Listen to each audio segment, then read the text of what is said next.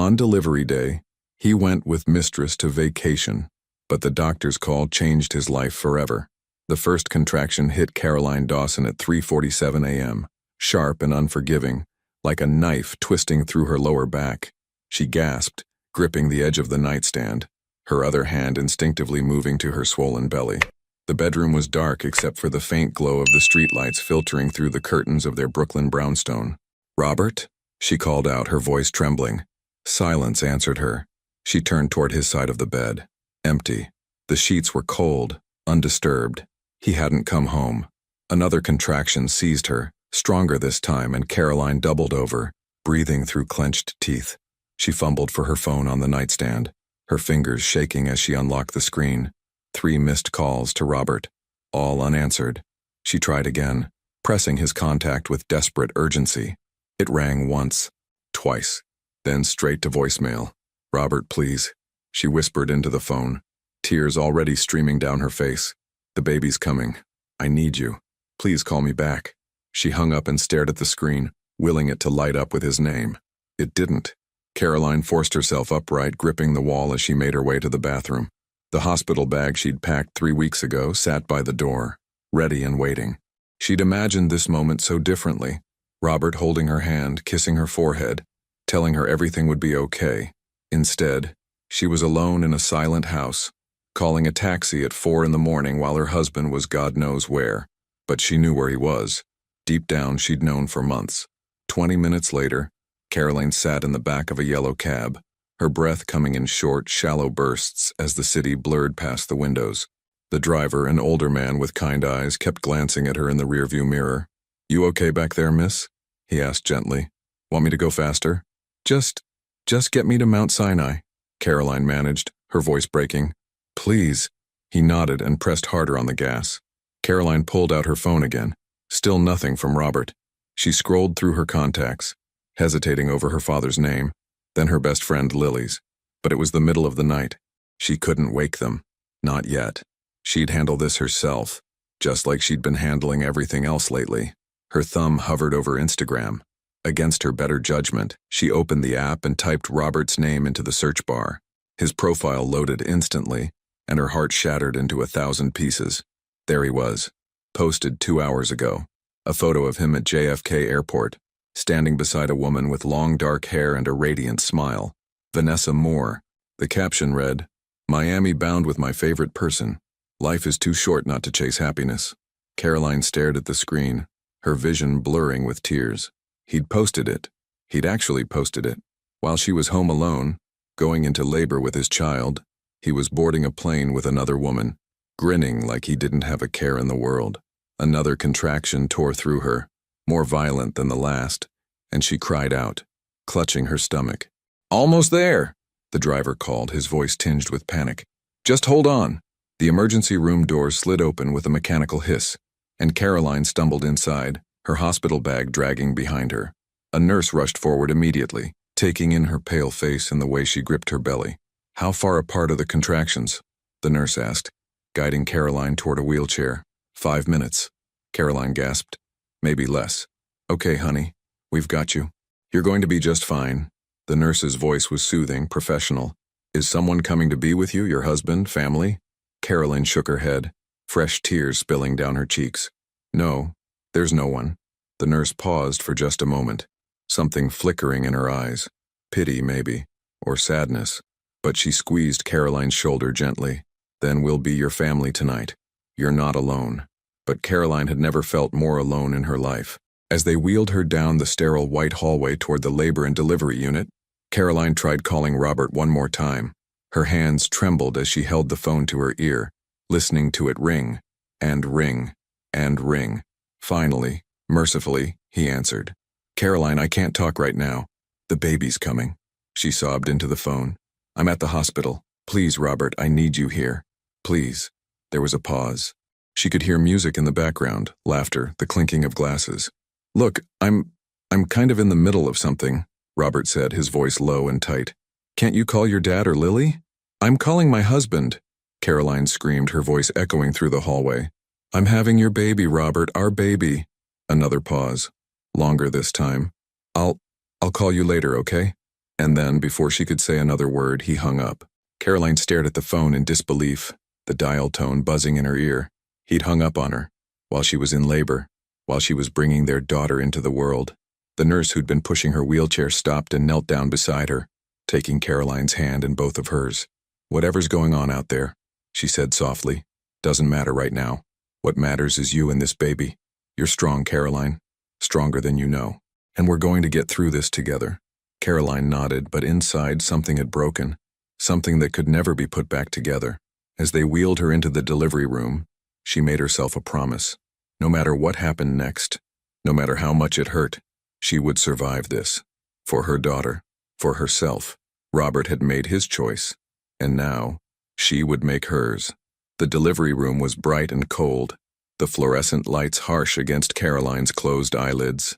She'd been in labor for 6 hours now, and every muscle in her body screamed with exhaustion. The contractions came in relentless waves, each one more brutal than the last, leaving her gasping for air in the brief moments between. "You're doing great, Caroline," Dr. Patel said from the foot of the bed, her voice steady and calm. She was in her 40s, with graying hair pulled back in a neat bun and eyes that had seen countless births. "You're at 8 centimeters. We're almost there." Caroline nodded weakly, her hair plastered to her forehead with sweat.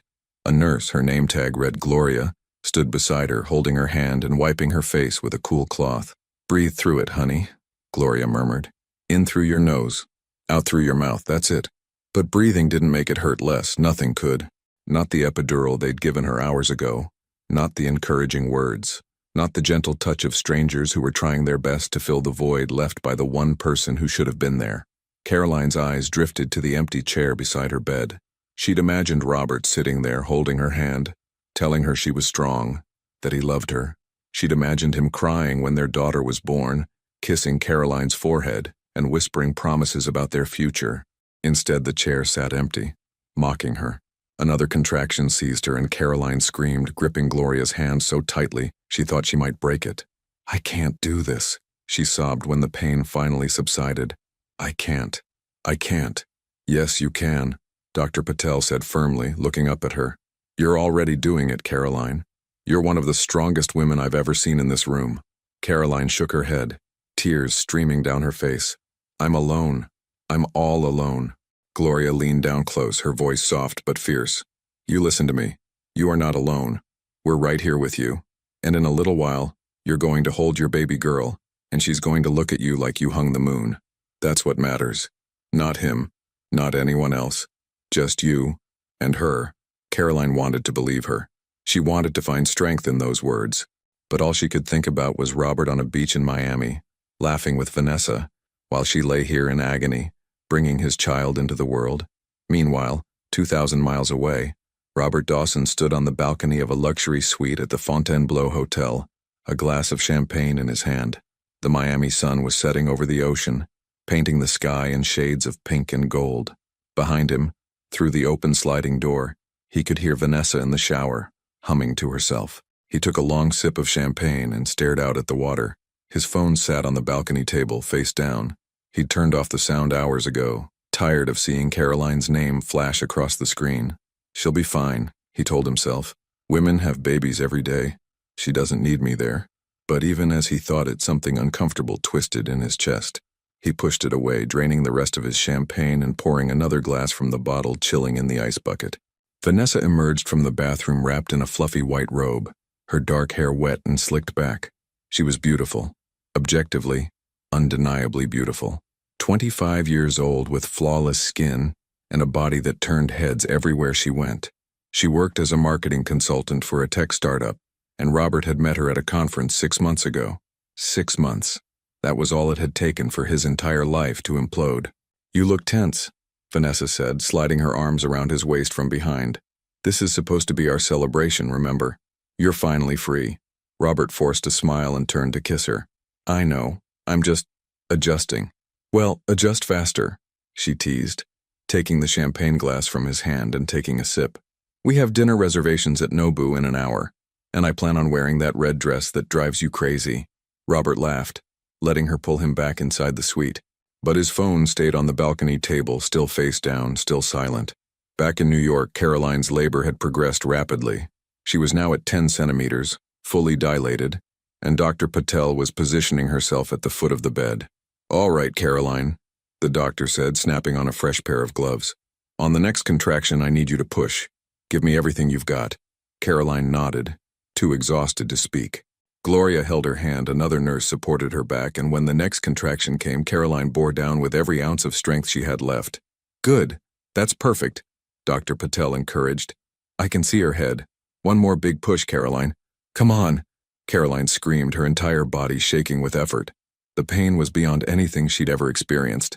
A searing, splitting agony that consumed her completely. And then suddenly, it stopped.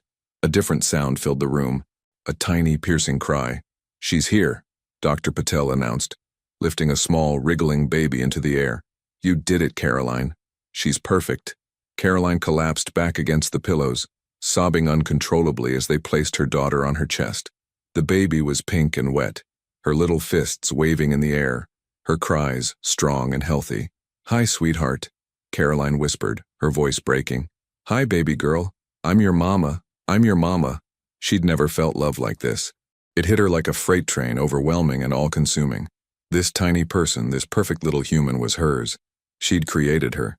She'd brought her into the world. And in that moment, nothing else mattered. Not Robert, not Vanessa, not the betrayal or the pain or the loneliness. Just this. Just her daughter. But then, something changed. Dr. Patel's expression shifted. She glanced at one of the nurses, a quick, sharp look, and the nurse immediately moved to a phone on the wall. "Caroline," Dr. Patel said carefully, her voice still calm but with an edge of urgency underneath. "I need you to stay with me, okay? You're bleeding more than I'd like." Caroline barely heard her. She was staring at her daughter's face, memorizing every detail. The tiny nose, the rosebud lips, the wisps of dark hair. "Caroline," Dr. Patel's voice was firmer now. "Look at me." Caroline tore her gaze away from the baby and looked down. There was blood. A lot of it. Too much. Gloria gently took the baby from her arms. "We're just going to get her cleaned up, honey. You'll have her back in no time." "What's happening?" Caroline asked, her voice rising in panic. "What's wrong?" "You're experiencing a postpartum hemorrhage," Dr. Patel explained, her hands moving quickly. "It's manageable, but I need to act fast. I need you to trust me." More people rushed into the room. Doctors, nurses, someone wheeling in equipment Caroline didn't recognize. The calm, quiet atmosphere of moments ago had transformed into controlled chaos. Caroline felt herself growing dizzy. The room started to spin. "Stay with us, Caroline," Dr. Patel commanded. "Don't close your eyes. Look at me. Stay awake." But the edges of her vision were darkening. The voices around her became muffled, distant. The last thing she heard before everything went black was someone saying, "Get her husband on the phone. Now." Robert's phone finally rang at 11:34 p.m., vibrating insistently on the balcony table where he'd left it hours ago. He was lying in bed, Vanessa asleep beside him, when he heard it through the open door. He groaned and got up, padding across the suite to retrieve it. The screen showed an unknown New York number. He almost didn't answer, but something made him swipe to accept. "Mr. Dawson," a male voice said, professional, serious. "Yeah, who's this?" "This is Dr. Patel from Mount Sinai Hospital. I'm calling about your wife, Caroline." Robert's stomach dropped. "What about her?" "Your daughter was born at 10:47 this evening. She's healthy and doing well." Robert exhaled. "Okay, good. That's good. However," Dr. Patel continued, and her tone made Robert's blood run cold, "your wife experienced severe complications during delivery, a postpartum hemorrhage. We were able to stabilize her, but it was touch and go for a while. She lost a significant amount of blood. She's resting now, but I need you to understand how serious this was. She almost didn't make it." The words hit Robert like a punch to the gut. "What? Is she going to be okay?" "She's stable for now, but she'll need close monitoring." "Mr. Dawson, I have to ask, where are you? Your wife came in alone. She had no one with her during labor. No family, no friends, nothing." Robert closed his eyes. Shame washed over him, hot and suffocating. I'm in Miami." There was a long pause on the other end of the line. "Miami," Dr. Patel repeated, her voice flat. "Your wife nearly died giving birth to your child, and you're in Miami. I didn't know she was... I didn't think... Mr. Dawson, I'm going to be very clear with you. What happened tonight is going to require follow-up care. Your wife will need support. She'll need help with the baby. She went through something traumatic, both physically and emotionally. I strongly suggest you get back here. Immediately. Robert opened his mouth to respond, but Dr. Patel had already hung up. He stood there on the balcony, the Miami breeze warm against his skin, his phone still pressed to his ear. And for the first time since this whole thing began, Robert Dawson realized exactly what he'd done. Caroline woke to the sound of machines beeping softly beside her bed. For a moment, she didn't remember where she was. Then it all came rushing back. The labor, the baby, the blood, the darkness. Her hand instinctively went to her stomach. Flat, empty. Panic surged through her chest. "The baby," she croaked, her throat raw and dry. "Where's my baby?" A nurse appeared at her bedside immediately, her face kind and reassuring. "She's right here, Mama. She's been in the nursery getting checked out, but she's perfectly healthy. 10 fingers, 10 toes, and a very healthy set of lungs." The nurse disappeared for a moment and returned pushing a clear bassinet on wheels. Inside, wrapped in a pink and white striped blanket, was Caroline's daughter, sleeping peacefully, completely unaware of the chaos surrounding her arrival. Caroline's eyes filled with tears. "Can I hold her?" "Of course." The nurse carefully lifted the baby and placed her in Caroline's arms. "She's been waiting for you." The weight of her daughter against her chest made everything else fade away. Caroline studied her face. The button nose, the delicate eyelashes, the way her little mouth formed a perfect bow. She was real. She was here. She was safe. "Have you picked a name?" the nurse asked gently. Caroline nodded, her voice barely a whisper. "Nora. Nora Lily Dawson." Lily, after her best friend. The woman who'd always been there for her, who would have been in that delivery room if Caroline had only called. Caroline made a mental note to call her as soon as she had the strength. "That's beautiful," the nurse said, making a note on her clipboard. "I'll get that registered. How are you feeling? Any pain?" "Everything hurts," Caroline admitted. "But it's worth it." The nurse smiled sadly. "Dr. Patel will be in to check on you soon. You gave us quite a scare last night, but you're a fighter. You're going to be just fine." After the nurse left, Caroline sat alone with Nora, memorizing every detail of her daughter's face. She tried not to think about the empty chair beside her bed. She tried not to wonder where Robert was, whether he'd gotten the message, whether he cared at all. But the thoughts crept in anyway, unwelcome and painful. Robert sat in the Miami airport terminal, his knee bouncing anxiously as he stared at the departure board. The first flight back to New York didn't leave until 6:45 a.m., still 3 hours away. He'd barely slept after Dr. Patel's call, tossing and turning while Vanessa slept soundly beside him. At 4 in the morning he'd gotten up, packed his bag, and called for a car to the airport, all while Vanessa was still asleep. He'd left a note on the nightstand. "Had to go back to New York. Family emergency. I'll call you." Coward. He knew he was a coward, but he couldn't face her questions, her anger, her accusations.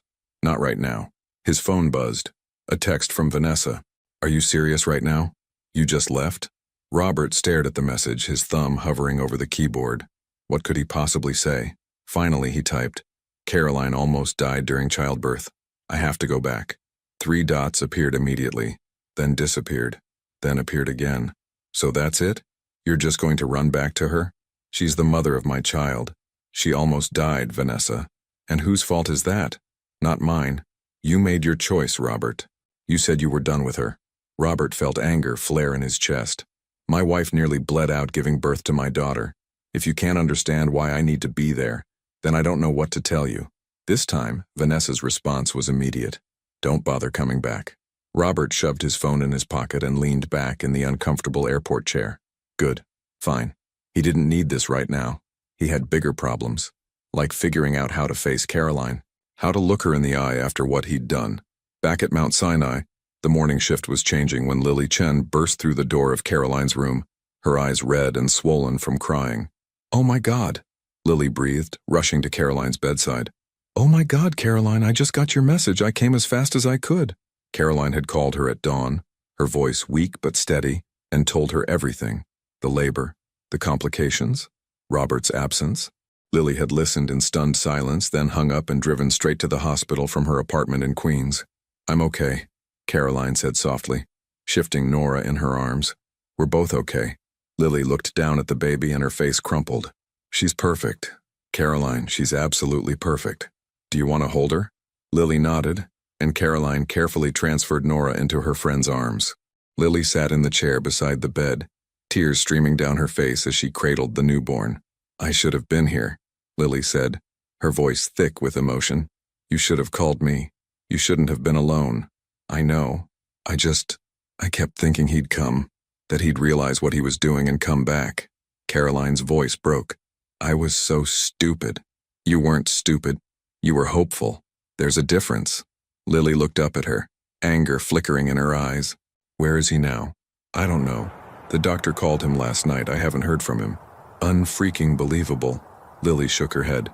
"Caroline, I know this isn't what you want to hear right now, but you need to start thinking about protecting yourself. And Nora, this man abandoned you on the day you gave birth. That's not something you just forgive and move past." Caroline knew Lily was right. But the thought of facing all of that, divorce, custody arrangements, single motherhood, felt overwhelming. She'd just survived bringing a human being into the world. She didn't have the energy for anything else. "One thing at a time," Caroline said quietly. "Right now I just need to focus on healing, on taking care of her."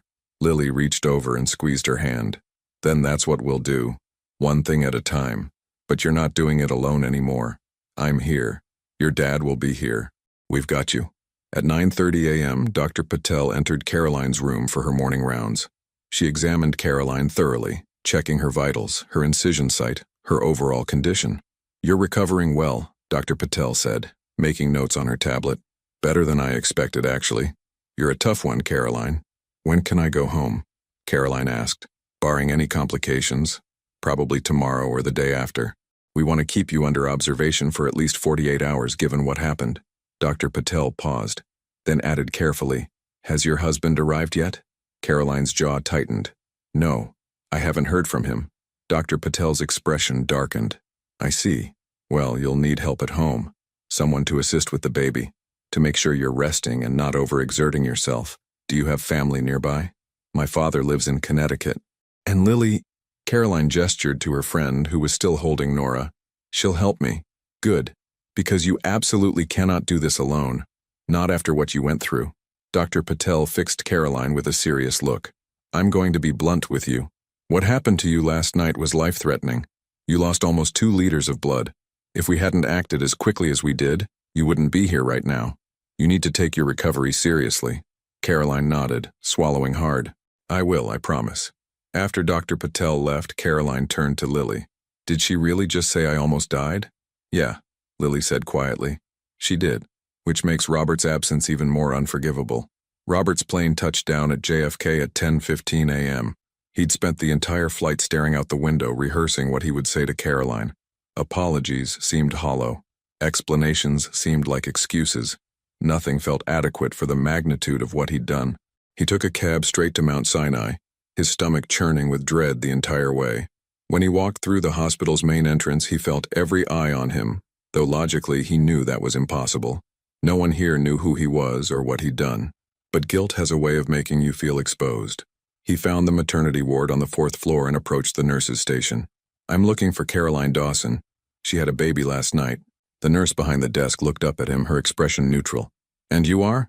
"Robert Dawson, her husband." Something flickered in the nurse's eyes. Recognition, maybe. Or judgment. "Room 427, down the hall, 3rd door on the right." Robert thanked her and walked slowly down the corridor, his heart pounding. When he reached the door, he paused, his hand on the handle. This was it. The moment everything changed. He pushed open the door. Caroline was sitting up in bed, holding the baby.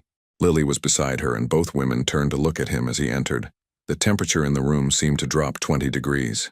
"Caroline," Robert started, his voice hoarse. Stop." Caroline's voice was cold, harder than he'd ever heard it. "Just stop." Robert froze. Caroline looked at him, really looked at him, and Robert saw something in her eyes he'd never seen before. Not anger, though that was there. Not hurt, though that was there too. It was resolve. Steel. A woman who had walked through fire and emerged on the other side, transformed. "You made your choice," Caroline said quietly, her arms tightening protectively around Nora. "You chose her. You chose Miami. You chose to ignore my calls while I was bringing your daughter into this world alone. I didn't know you were going to. I didn't think." "You didn't think?" Lily stood up, her voice sharp. Your wife called you from the hospital in active labor and you didn't think it was important enough to answer? Robert's face flushed. I'm not talking to you. Well, too bad, because Caroline has someone in her corner now. Lily stepped forward. You know what's incredible? She almost died last night. Did you know that? She hemorrhaged after the delivery. The doctor said if they'd been even a few minutes slower, she wouldn't have made it. The color drained from Robert's face. Caroline, I don't want to hear it, Caroline interrupted. I don't want your apologies or your excuses. I want you to leave. But the baby, her name is Nora. Caroline's voice cracked. And yes, she's your daughter, and you'll have every legal right to be in her life. But right now I need you to go. I can't look at you. I can't be in the same room with you. Robert stood there, helpless, watching his wife, his brave, beautiful wife who just survived something he couldn't even imagine, hold their newborn daughter and shut him out completely. Caroline, please, get out. The finality in her voice left no room for argument. Robert turned and walked out of the room, the door closing behind him with a quiet click that sounded like the end of everything. Outside in the hallway, he leaned against the wall and finally let himself break down. He'd lost her. He'd lost everything that mattered. And the worst part was knowing he had no one to blame but himself. The news spread faster than Robert could have imagined. It started with a nurse, Gloria, the same nurse who'd held Caroline's hand through labor, mentioned the situation to a friend over coffee. Just venting, really, about the husband who'd been in Miami while his wife nearly died. That friend told another friend. That friend posted about it on a Brooklyn Mothers Facebook group, keeping names anonymous but with enough details that people started connecting dots. By the time Robert returned to their brownstone in Park Slope 2 days later, the damage was done. He'd spent those 2 days in a hotel near the hospital, calling Caroline repeatedly, texting, leaving voicemails, all of them ignored. Lily had become Caroline's gatekeeper, screening every call, turning him away every time he tried to visit. When he demanded to see his daughter, Lily had calmly informed him that he could see Nora during visiting hours like any other guest. But Caroline had every right to decide who was in her room. Now, as Robert pulled up to the house he'd shared with Caroline for the past 4 years, he noticed something odd.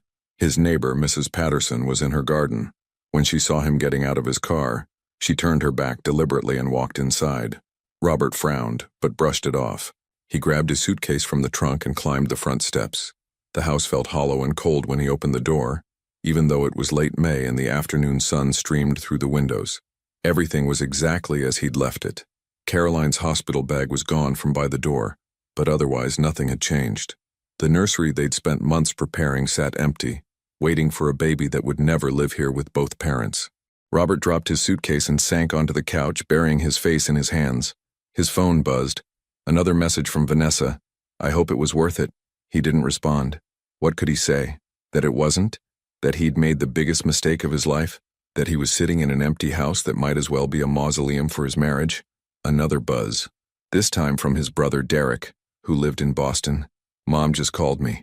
What the hell is going on? She heard from Aunt Linda that you abandoned Caroline during labor. Tell me that's not true. Robert stared at the message. His Aunt Linda lived in Manhattan and knew several people at Mount Sinai. Of course the story had reached his family. He tried to call Derek, but his brother didn't answer. Instead, a text came through. Don't call me until you figure out how to fix this. Mom is devastated. Caroline came home on the 3rd day after Nora's birth.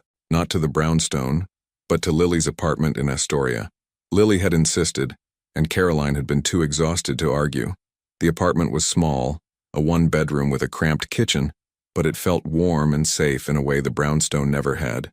Lily had set up a bassinet in her bedroom for Nora and made up the couch for Caroline, complete with pillows, blankets, and a stack of magazines. This is temporary, Lily said, helping Caroline settle onto the couch while Nora slept peacefully in the bassinet. Just until you figure out what you want to do. But there's no rush. You can stay as long as you need. I can't impose on you like this, Caroline protested weakly. You're not imposing. You're recovering from a traumatic birth and dealing with the aftermath of your husband's betrayal. You think I'm going to let you go back to that house alone? Lily shook her head firmly. Not happening. Caroline's phone buzzed on the coffee table. Another call from Robert. The 14th one today. You're going to have to talk to him eventually, Lily said gently. If only to discuss custody and logistics. I know. Caroline stared at the phone until it stopped ringing. Just not yet. I'm not ready. What Caroline didn't tell Lily was that she'd been reading the messages people were sending her. Friends she hadn't heard from in months, reaching out with shock and sympathy. Acquaintances from the neighborhood asking if it was true what they'd heard. Even people from Robert's office, his co-workers' wives, sending messages of support. The story was out there, and with it came judgment. For Robert, yes, but also whispers about Caroline herself. Had she driven him away? Was she difficult to live with? There must have been problems in the marriage already. Caroline knew this was how it worked. A man could abandon his wife on the day she gave birth, and somehow people would still find a way to blame the woman. But she also knew something else. She knew that most people saw through it. She knew that the majority of the messages she received weren't questioning her. They were questioning him. And that gave her a small, bitter sense of satisfaction. On the fourth day, Robert went back to work. He was a senior architect at Morrison & Associates, a prestigious firm in Midtown.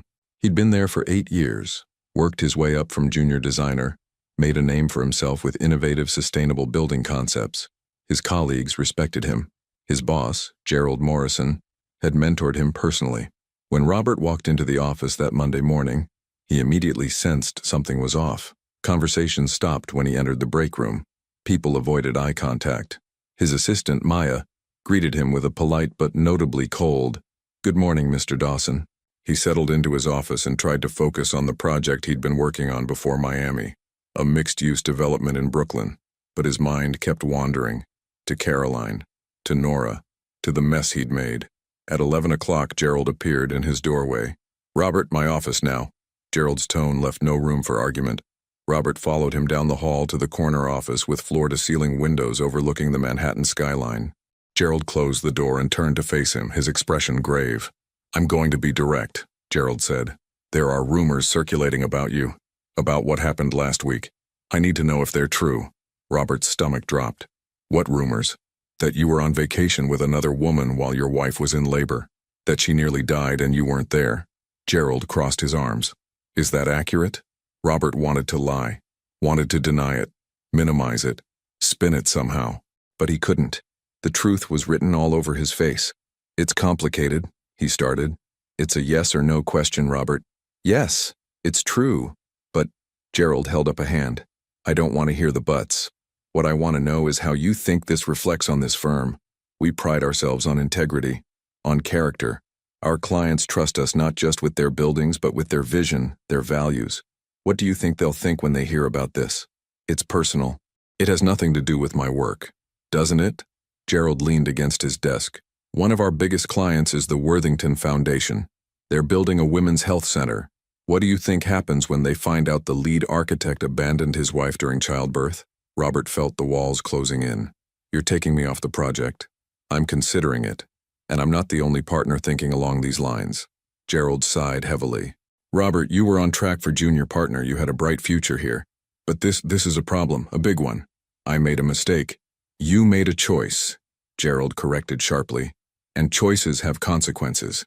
I suggest you figure out how to make this right, not just with your wife, but with everyone who's lost respect for you. Because right now, that's a very long list." Robert left Gerald's office feeling like he'd been punched in the gut. He tried to work, but by 2 o'clock he gave up and went home. That evening, Caroline's father arrived from Connecticut. Thomas Reeves was 63, a retired high school history teacher with gray hair and a warm smile that could light up a room. But when he walked into Lily's apartment and saw his daughter on the couch, still pale and fragile, that smile disappeared. "Baby girl," he said softly, crossing the room to sit beside her. "I came as soon as I could." Caroline burst into tears, collapsing into her father's arms. He held her while she cried, stroking her hair the way he had when she was a little girl. "Where is he?" Thomas asked quietly when Caroline's sobs finally subsided. "At the house, I think. I don't know. I haven't talked to him." "Good, because if I see him right now, I can't promise I'll be civil." Lily emerged from the bedroom holding Nora. "Mr. Reeves, would you like to meet your granddaughter?" Thomas's entire face transformed. He stood up carefully and took Nora in his arms, his eyes filling with tears. "Oh, Caroline," he breathed. "She's perfect. Absolutely perfect." "Her name is Nora," Caroline said, smiling through her tears. "Nora Lily. After her godmother, I hope," Thomas said, glancing at Lily. "If she'll have me," Caroline said. "Try and stop me," Lily replied, her own eyes misty. They spent the evening together, the three adults taking turns holding Nora, ordering takeout, talking about everything except Robert. It was the first time since the birth that Caroline felt something close to peace. But around 9 o'clock, her phone rang. Not Robert this time. A number she didn't recognize. Hello? Caroline, it's Gerald Morrison, Robert's boss. Caroline sat up straight. Oh, hello, Mr. Morrison. I apologize for calling so late, but I felt you should know something. I spoke with Robert today about his conduct. I want you to know that what he did is completely unacceptable, and it does not reflect the values of our firm. Caroline didn't know what to say. Thank you.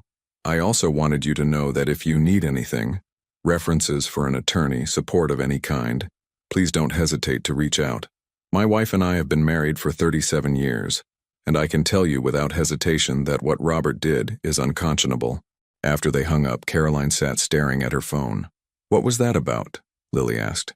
Robert's boss, calling to apologize for Robert's behavior. Lily's eyebrows shot up. Seriously?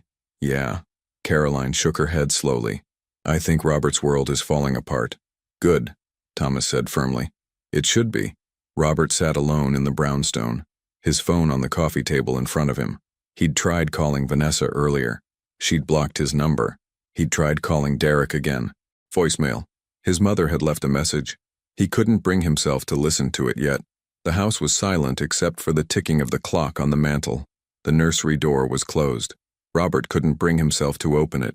He thought about Caroline in the hospital, holding Nora, looking at him with those cold, resolved eyes. You made your choice. She was right. He had made his choice. And now, he was living with it. The clock struck 10. Robert picked up his phone one more time and opened his messages to Caroline. He typed, I'm sorry. I know that doesn't mean anything, but I am. I was wrong. About everything. You and Nora deserve better than what I gave you. I understand if you never forgive me. But please let me be in my daughter's life. I'll do whatever you need. I'll give you space. I'll go to therapy. I'll sign whatever papers you want. Just don't take her away from me completely.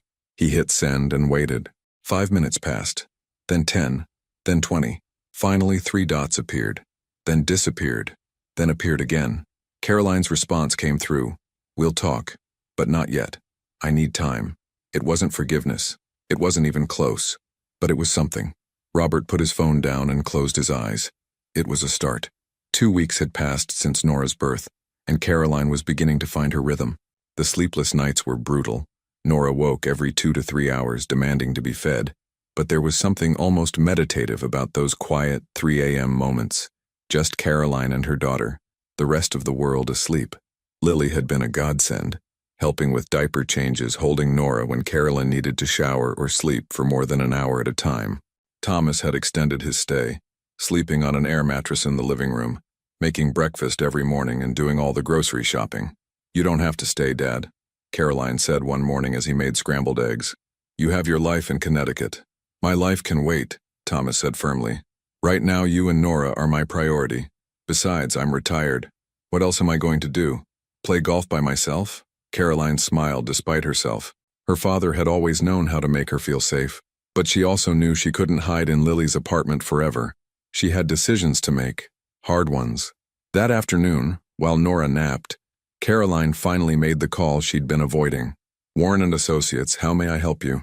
I'd like to make an appointment with someone who handles divorce and family law. There was a pause. Of course. May I have your name? Caroline Dawson. Robert had established a routine of sorts. Wake up, go to work, come home, sit in the empty house, repeat. He'd stopped trying to call Caroline every day. Instead, he sent one text each evening. Thinking of you and Nora. Hope you're both well. She never responded, but she didn't block him either. He took that as a small victory. At work, things had deteriorated further. Gerald had indeed removed him from the Worthington Foundation project, citing conflict of interest in a terse email. Robert had been reassigned to smaller projects. A coffee shop renovation, a residential garage addition. Work that was beneath his skill level, and everyone knew it. His colleagues treated him like a ghost. Polite when necessary, but distant. No more invitations to happy hour. No more casual conversations by the coffee maker. Maya, his assistant, completed her tasks with mechanical efficiency but no warmth. The isolation was suffocating. On Thursday afternoon, Robert received an email from Derek. Mom wants to see you this weekend. No excuses. Robert stared at the message, dread pooling in his stomach. He hadn't spoken to his mother since before Miami. He could only imagine what she had to say. Saturday morning, Robert made the 3-hour drive to his childhood home in upstate New York. The farmhouse sat on 5 acres of rolling hills, the same place where he'd grown up, where his parents had raised him and Derek to be good men. His mother, Patricia Dawson, was waiting on the porch when he pulled up. She was 71, her hair completely white now, but her posture was as straight and formidable as ever. "Mom," Robert said as he climbed out of the car. "Inside," she said simply, turning and walking through the front door. Robert followed her into the kitchen. Derek was already there, leaning against the counter with his arms crossed. His younger brother looked at him with barely concealed disgust. "Sit," Patricia commanded, and Robert sat at the kitchen table like a child called to the principal's office. Patricia poured 3 cups of coffee and sat across from him. Derek remained standing. "I've been trying to understand," Patricia began, her voice tight with controlled emotion, "how I raised a son who could do what you did. I've gone over it again and again in my mind. Where did your father and I go wrong? Mom, I'm not finished." Her voice was sharp enough to cut. "That girl, Caroline, has been nothing but good to you. She supported you through graduate school. She put up with your long hours, your obsession with work. She made a home with you, and when she was about to give you the greatest gift a woman can give, a child, you abandoned her. For what, a fling? A midlife crisis?" "It wasn't like that," Robert said weakly. "Then what was it like?" Derek interjected, his voice hard. "Explain it to us, Robert. Make it make sense." Robert looked down at his hands. "I don't know. I felt trapped, like I was watching my life happen to someone else. Caroline wanted everything planned out, the baby, the house in the suburbs eventually, the whole picture-perfect life, and I panicked." "So you found someone younger," Patricia said flatly. "Someone with no responsibilities, no expectations. Someone who made you feel like you were 25 again." The accuracy of it stung. "Yes. And it was worth it?" Derek asked. "Was it worth destroying your marriage? Worth abandoning your wife when she needed you most? Worth never being able to hold your daughter without feeling the weight of what you did?" Robert's throat tightened. "No, it wasn't worth it." Patricia leaned forward. "That baby girl, my granddaughter, came into this world without her father. Caroline almost died and you weren't there. Do you understand that she will grow up knowing that? That one day, Nora will ask where her daddy was the day she was born, and Caroline will have to tell her the truth?" Tears burned Robert's eyes. He'd thought about this late at night in the empty house. The moment, years from now, when Nora would learn what kind of man her father really was. "I want to fix it," Robert said, his voice breaking. "I want to make it right." "You can't," Derek said bluntly. "Some things can't be fixed, Rob. You can't unabandon your wife. You can't unchoose that woman over your family. All you can do is try to be better going forward, and even that might not be enough." Patricia reached across the table and took Robert's hand. Her grip was firm, not comforting. "You will call Caroline," she said. "You will tell her that you want to establish proper visitation with Nora. You will not pressure her for anything else. No reconciliation, no forgiveness, nothing. You will pay child support without complaint. You will show up when you say you will, and you will spend the rest of your life proving that you can be a good father, even if you failed at being a good husband. Do you understand me?" Robert nodded, unable to speak. "And one more thing," Patricia added. "That woman, Vanessa, if you have any contact with her, end it. Today. Completely. Because if you don't, you will lose whatever chance you might have at redemption." "It's already over," Robert managed. "She ended it." "Good," Patricia said simply. "Then there's one smart woman in this story." Caroline sat in the law office of Jennifer Chen, a family law attorney Lily had recommended. Jennifer was in her 40s, with kind eyes and a no-nonsense demeanor. "So let me make sure I understand," Jennifer said, reviewing the notes she'd taken. "Your husband abandoned you on the day you went into labor to take a trip to Miami with another woman. You nearly died during childbirth. He returned afterwards, but you haven't lived together since. And you want to file for divorce." "Yes," Caroline said firmly. "And custody? I want primary physical custody. He can have visitation, but supervised at first. I don't trust him." Jennifer nodded, making notes. "That's reasonable given the circumstances. The court will likely be sympathetic to your position. Do you know if he'll contest the divorce?" "I don't think so, but I don't know anymore. I thought I knew him, and clearly I didn't." Understood. What about assets? You mentioned you own a home together? A brownstone in Park Slope. We bought it 3 years ago. I want it sold and the proceeds split. I can't live there anymore. Also reasonable. Any other major assets? Retirement accounts, investments? Caroline walked Jennifer through their financial situation. It was surreal, dissecting her marriage like this, reducing 8 years together to a list of assets and liabilities. One more thing, Jennifer said gently. I need to prepare you for the fact that this might get messy. Even if Robert seems cooperative now, people change when divorce papers are served. He might feel attacked, defensive. He might fight you on things out of pride or anger. Let him fight, Caroline said, surprised by the steel in her own voice. I'm not backing down. Not anymore. Jennifer smiled approvingly. Good. That's the attitude you need. Now I'm going to draft a petition for divorce and a temporary custody order. Once you review and sign them, we'll serve Robert. Are you ready for that? Caroline thought about Nora, sleeping peacefully in her carrier beside the chair. She thought about the life she'd imagined, the happy family, the supportive husband, the partnership she'd believed in. And then she thought about sitting alone in that hospital room, bleeding and terrified, while Robert posted photos with another woman. Yes, Caroline said. I'm ready. That evening, Robert received a text from Caroline, the first direct communication in 2 weeks. Can you come to Lily's apartment tomorrow at 2 p.m.? We need to talk. Just you and me. Bring your calendar. Robert's heart raced. This was it. The conversation he'd been both hoping for and dreading. He texted back immediately. I'll be there. Thank you. He spent the entire night rehearsing what he'd say, how he'd apologize, how he'd promise to be better, how he'd beg for a chance to be in Nora's life. But when he arrived at Lily's apartment the next day, the woman who opened the door wasn't the Caroline he'd left behind. This Caroline was thinner, still recovering physically, but her eyes were clear. Her spine was straight. She wore simple jeans and a sweater, her hair pulled back in a ponytail, no makeup. She was the most beautiful thing he'd ever seen. Come in, she said, her voice neutral. Lily took Nora for a walk. We have about an hour. Robert entered the small apartment and sat where Caroline indicated, on a chair, while she sat on the couch. The distance between them felt intentional, symbolic. I'm going to make this very simple, Caroline began, folding her hands in her lap.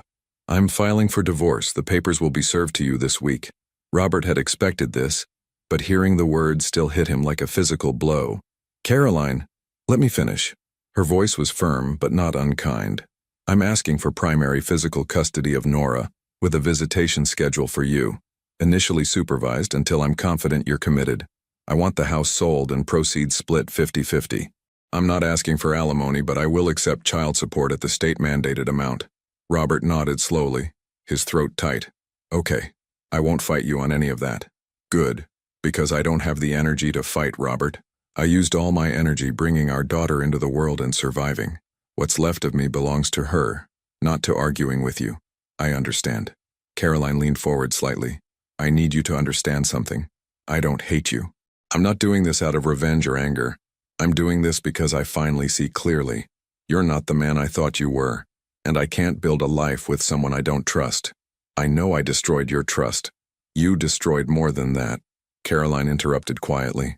You destroyed the woman I was, the woman who believed in you, who defended you, who made excuses for you when you worked late, or forgot anniversaries or seemed distant.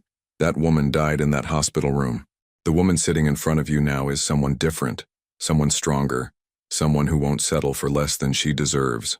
Robert felt tears sliding down his face. I'm so sorry. I'm so sorry. I know you are, Caroline said, and there was genuine sadness in her voice. But sorry doesn't change what happened. It doesn't give me back what I lost. It doesn't erase Nora's birth story. They sat in silence for a moment. Can I see her? Robert asked quietly. Nora? Caroline checked her phone. Lily should be back in about 15 minutes. You can meet her. Properly this time. Thank you, Robert whispered. When Lily returned with Nora, Robert held his daughter for the first time. She was so small, so perfect, her tiny hand wrapping around his finger instinctively. Hi, baby girl, he murmured, tears streaming freely now. I'm your daddy, and I promise I'm going to do better. I'm going to be the father you deserve. Caroline watched from across the room, her arms crossed, her expression unreadable. But in that moment, holding his daughter, Robert understood with crystal clarity what he'd lost, and what he'd spend the rest of his life trying to make up for. 3 months had passed since that meeting at Lily's apartment. Summer had arrived in full force, turning New York into a sweltering concrete jungle. Caroline had moved into a modest 2-bedroom apartment in Astoria, just 10 minutes from Lily's place. It wasn't the brownstone, but it was hers. Clean slate, fresh start. The divorce papers had been served in early August. Robert had signed them without contest, exactly as he'd promised. The house was on the market. Child support payments arrived on time, every month. Robert had visitation with Nora twice a week, Wednesday evenings and Sunday afternoons, still supervised by Lily or Thomas per Caroline's requirement. To his credit, Robert showed up. Every single time. He was never late. He came prepared with diapers, bottles, everything Nora might need. He held her carefully, talked to her softly, looked at her like she was the most precious thing in the world. But Caroline never stayed for those visits. She couldn't. Seeing him with Nora made her chest tighten with emotions she didn't want to examine too closely. Grief, anger, regret for what could have been. So she left. She went to coffee shops, walked through the park, sat by the East River and watched the boats go by. She gave herself permission to breathe. On a humid Tuesday afternoon in late July, Caroline met with Jennifer Chen again. "The divorce will be finalized in about 6 weeks, Jennifer said, sliding papers across her desk. "Robert's attorney has been cooperative. No surprises, no delays. The house sold last week. You'll each clear about $300,000 after closing costs and the mortgage payoff." Caroline nodded. The money would help. She'd been living off savings and the child support, but she'd need to figure out work eventually. Before Nora, she'd been a graphic designer for a marketing agency. She'd taken unpaid leave after the birth, but that leave was ending soon. "There's one more thing," Jennifer said carefully. "Robert's attorney submitted a request to modify the custody arrangement. He's asking for unsupervised visitation." Caroline's jaw tightened. "Already? He's been consistent for 3 months. Never missed a visit, always on time, no incidents. Legally, that's a reasonable foundation for the request. But the decision is ultimately up to you and the judge." Caroline stared out the window at the Manhattan skyline. 3 months. Was that enough time to prove someone had changed? Was it enough to trust him alone with their daughter? "I need to think about it," Caroline said finally. "Of course. Take your time. We don't have to respond for another 2 weeks." That evening, Caroline sat on her apartment floor, Nora on a playmat beside her, batting at colorful hanging toys. The baby had started smiling recently. Real, genuine smiles that lit up her whole face. She had Robert's eyes, Caroline's nose, and a personality that was entirely her own. Caroline's phone buzzed. A text from her father. "How did the meeting with Jennifer go?" "Good. Divorce final in 6 weeks. Robert wants unsupervised visits." "And?" "I don't know, Dad. Part of me thinks he's earned it. Part of me never wants to let her out of my sight. That's called being a mother. Trust your instincts." Caroline set down her phone and picked up Nora, holding her close. "What do you think, little one? Should we trust Daddy?" Nora gurgled happily, grabbing a fistful of Caroline's hair. Her phone buzzed again. This time, an email notification. She opened it with one hand while supporting Nora with the other. It was from Gerald Morrison. "Ms. Dawson, I hope this email finds you well. I'm reaching out regarding an opportunity. Our firm is looking to rebrand and modernize our digital presence. When I mentioned this to my wife, she suggested I contact you, knowing your background in graphic design. Would you be interested in discussing a potential contract? The work would be flexible and could be done remotely to accommodate your situation. Please let me know. Best regards, Gerald Morrison." Caroline read the email 3 times, making sure she understood it correctly. Robert's boss was offering her work, not out of pity, she suspected, but because his wife, who Caroline had met only twice, had thought of her. It felt like a small miracle. She typed a response. "Mr. Morrison, thank you so much for thinking of me. I would absolutely be interested in discussing this opportunity. I'm available to meet whenever convenient for you. Best, Caroline." Within minutes, Gerald replied, suggesting a meeting the following week. Caroline looked down at Nora. "Things are looking up, baby girl. We're going to be okay." Meanwhile, Robert sat in his apartment, a sterile 1-bedroom in Midtown that he'd rented after Caroline made it clear she didn't want him in the brownstone. The place was functional but empty. No photographs on the walls, no personal touches, just furniture and silence. He'd started therapy at his mother's insistence. Every Tuesday evening he sat in Dr. Fletcher's office and talked about his marriage, his choices, his regrets. It was excruciating and necessary in equal measure. "You mentioned last week that you filed for unsupervised visitation," Dr. Fletcher said during their latest session. "How do you feel about that?" "Terrified," Robert admitted. "What if I mess up? What if something happens to Nora while she's with me?" Those are normal fears for any parent. "But I'm curious, do you think Caroline has those same fears?" "Of course she does, but she doesn't have a choice. She has to take care of Nora." "And you think you do have a choice?" Robert frowned. "What do you mean?" "You said Caroline doesn't have a choice, implying that parenthood is obligatory for her but optional for you. Do you see how that thinking might have contributed to your decisions?" The observation hit Robert like cold water. "I never thought of it that way. Part of taking responsibility means recognizing that Nora isn't Caroline's burden to bear while you play the role of helper. She's your daughter too. Your responsibility is equal, even if the custody arrangement isn't." Robert sat with that for a long moment. "I'm starting to understand how much I took for granted. Caroline made everything look easy. The house, the planning, managing both our lives. I just coasted, and then blamed her for wanting things I'd already agreed to." "That's an important realization," Dr. Fletcher said. "What are you going to do with it?" "Be better. Show up, not just for Nora, but in every area of my life." "Good. Because the measure of a man isn't in his mistakes. We all make those. It's in what he does after." Sunday afternoon, Robert arrived at Caroline's apartment for his weekly visit with Nora. Thomas answered the door. He'd been staying with Caroline on and off, helping with the baby. "She's sleeping," Thomas said, his tone neutral but not hostile. Over the past 3 months he'd remained coldly polite to Robert. Never friendly, but not cruel either. "Should be up in about 20 minutes. "I can wait," Robert said. They sat in awkward silence in Caroline's living room. Robert could hear Caroline in the kitchen preparing bottles. She didn't come out to greet him anymore. "I got the request for unsupervised visits," Thomas said finally. "What makes you think you're ready for that?" Robert met the older man's eyes. "Honestly, I don't know if I am, but I need to learn.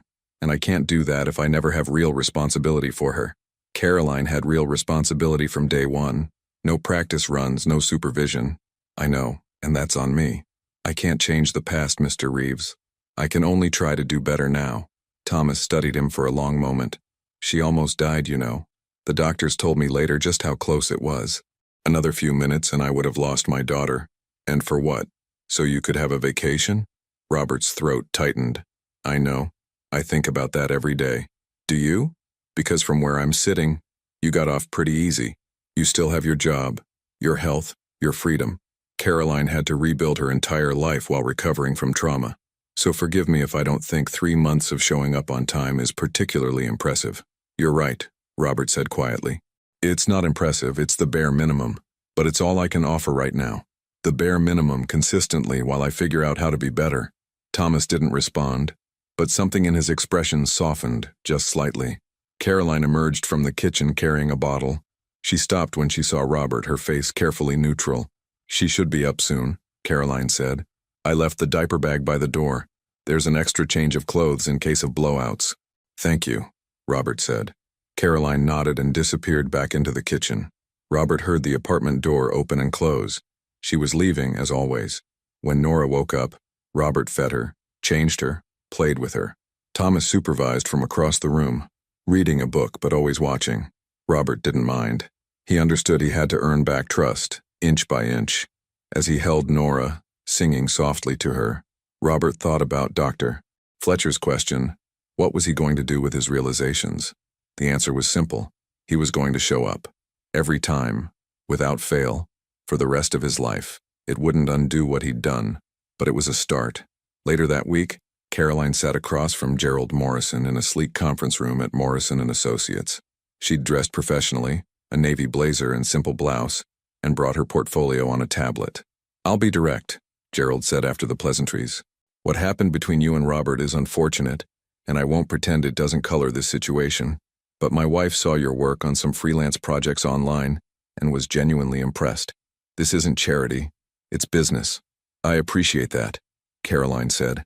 "I want this to be about my work, not my personal life." "Good. Here's what we're looking for." For the next hour, they discussed the firm's needs, a complete website redesign, updated branding materials, social media presence. It was substantial work, easily 6 months of part-time effort. "I can do this," Caroline said confidently, "and I can work around Nora's schedule. Most of my best work happens during nap times anyway." Gerald smiled. "My wife said the same thing when our kids were little. All right, let's draw up a contract. Fair market rate, milestone-based payments, flexible timeline. Sound good?" "Sounds perfect." As Caroline left the building, she felt something she hadn't experienced in months. Hope. Not for reconciliation with Robert, not for the life she'd planned, but for something new. Something she was building herself. She texted Lily. "Got the contract. Celebrating tonight?" Lily's response was immediate. "Hell yes. My place. Wine and takeout. Thomas is on baby duty." That evening, sitting on Lily's couch with a glass of wine and an order of Thai food, Caroline felt something close to contentment. "Look at you," Lily said, raising her glass. "Divorced, working, raising a baby, looking hot. You're basically a superhero." "I don't feel like a superhero. I feel like I'm barely holding it together most days." "That's what being a superhero is, though. Holding it together when everything's falling apart." Caroline laughed. "When did you get so wise?" "I've always been this wise.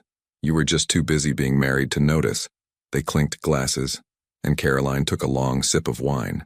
It was the first alcohol she'd had since before the pregnancy. It tasted like freedom. "Have you thought about dating?" Lily asked casually. "Lily, I'm not even officially divorced yet." I know. I'm just saying eventually." "You're 32, not dead." "Eventually," Caroline agreed. "But right now I'm focusing on me and Nora. Everything else can wait." And she meant it. For the first time in her adult life, Caroline wasn't defining herself by her relationship to someone else.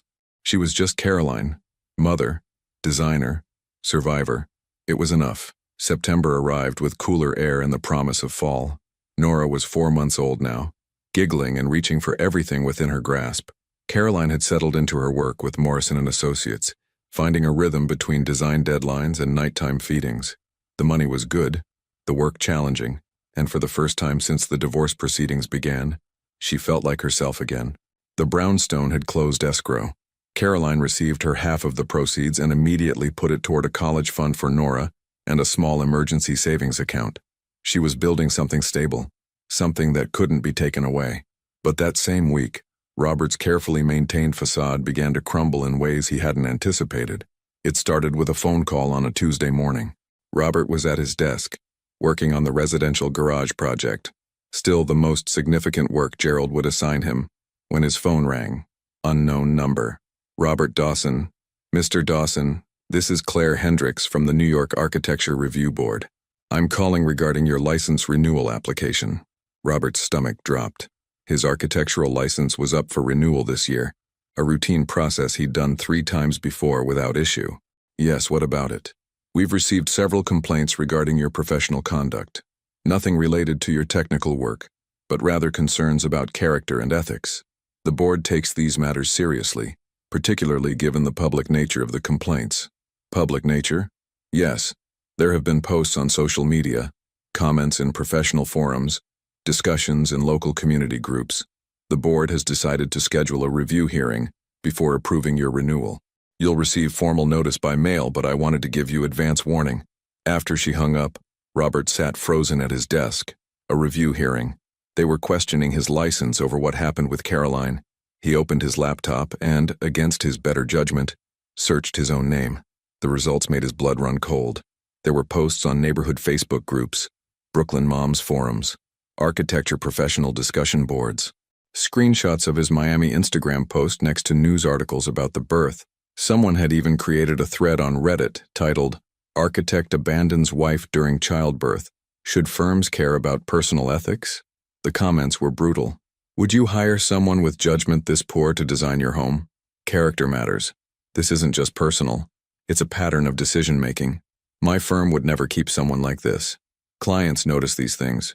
Robert closed the laptop, his hands shaking. This wasn't going away.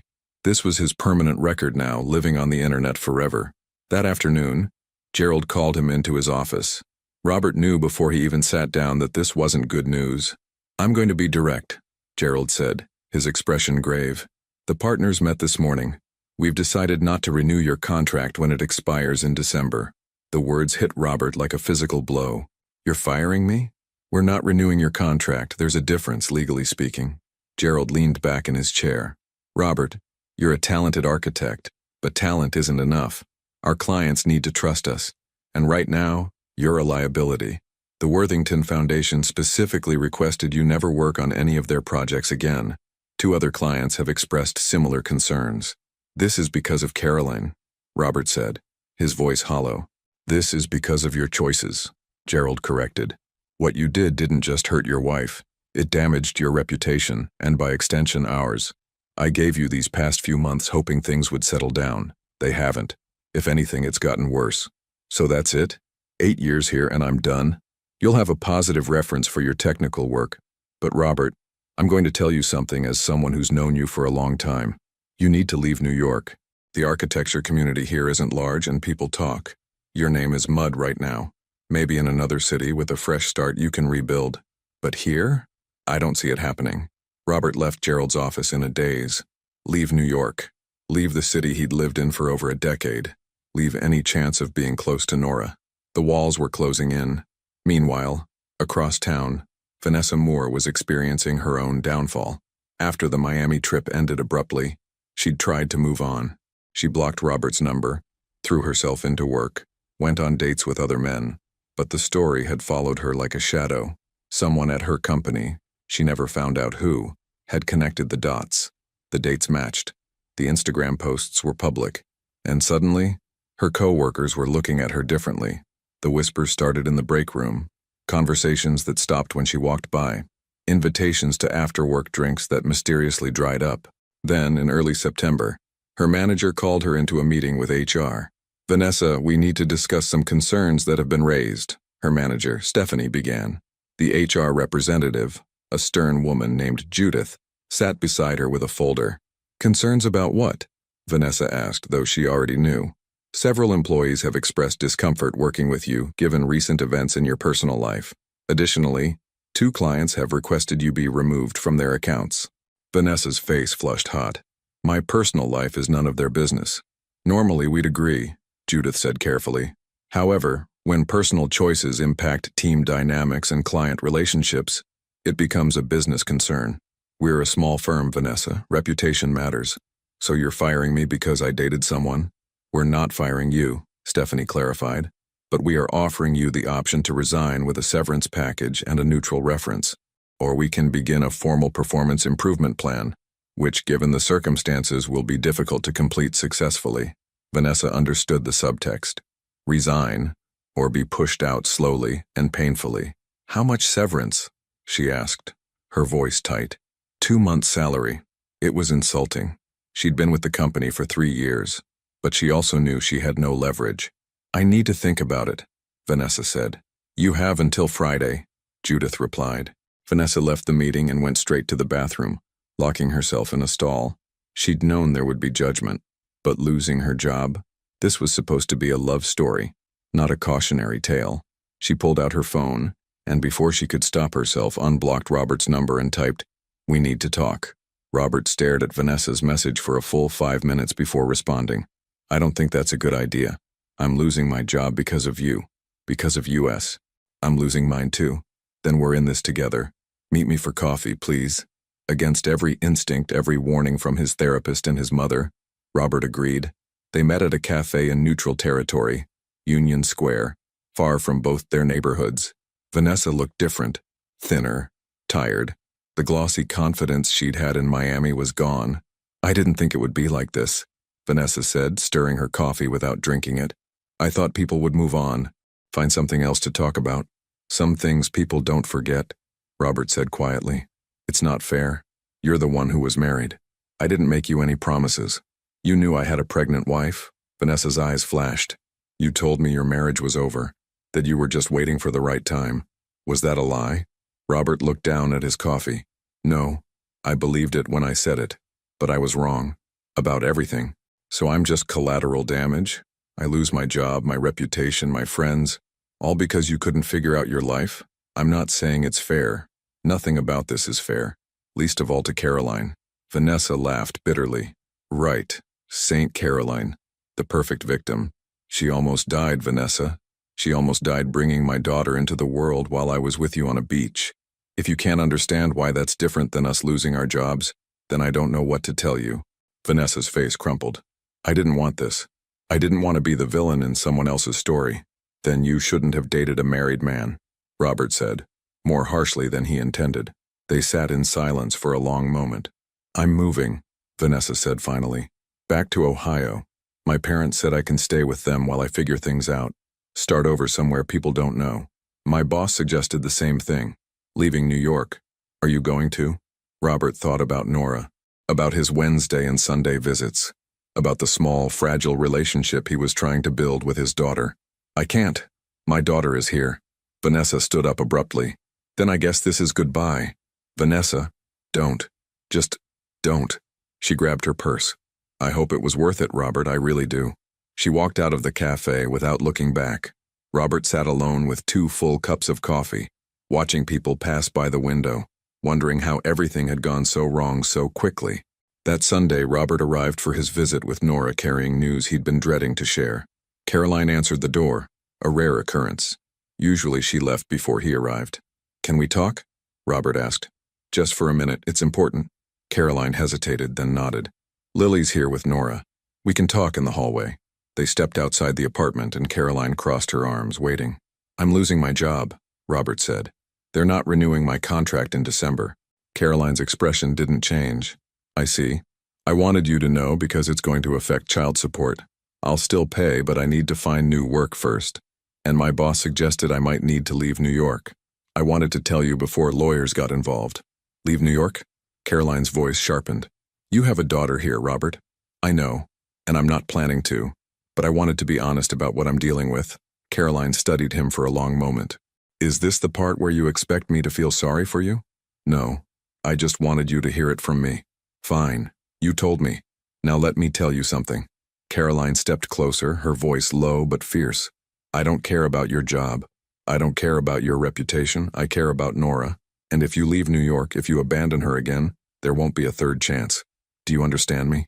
I'm not abandoning her. Then figure it out. Like I had to figure out how to survive childbirth alone. Like I had to figure out how to be a single mother while recovering from trauma. You wanted to be a father? Then be one. No excuses." She turned and went back into the apartment, closing the door firmly behind her. Robert stood in the hallway, his chest tight. She was right. He had to figure it out, no matter what it cost him. Inside, Caroline leaned against the door, her heart pounding. Lily appeared from the living room, Nora in her arms. "You okay?" Lily asked.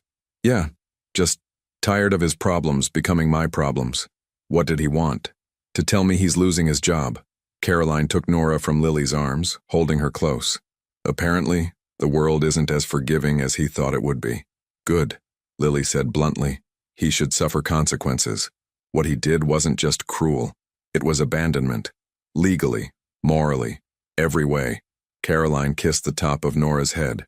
"I know, and I'm glad he's facing reality, but part of me, the part that loved him for 8 years, still hurts watching him fall apart. That's because you're a good person, but don't let that goodness make you forget what he did." "I won't," Caroline promised. "I'll never forget." And she meant it. Every time she looked at Nora, she remembered that hospital room. The pain, the fear, the loneliness. Robert could try to be better. He could show up for visits, pay child support, go to therapy. But he would never be forgiven. Not by Caroline, not by her father, not by the community that had witnessed his betrayal, and certainly not by Nora, when she was old enough to understand the story of the day she was born. October brought crisp air and golden leaves to New York. Nora was 5 months old, babbling constantly and trying to roll over. Caroline had established a comfortable routine: mornings with Nora, design work during nap times, evenings with Lily or her father.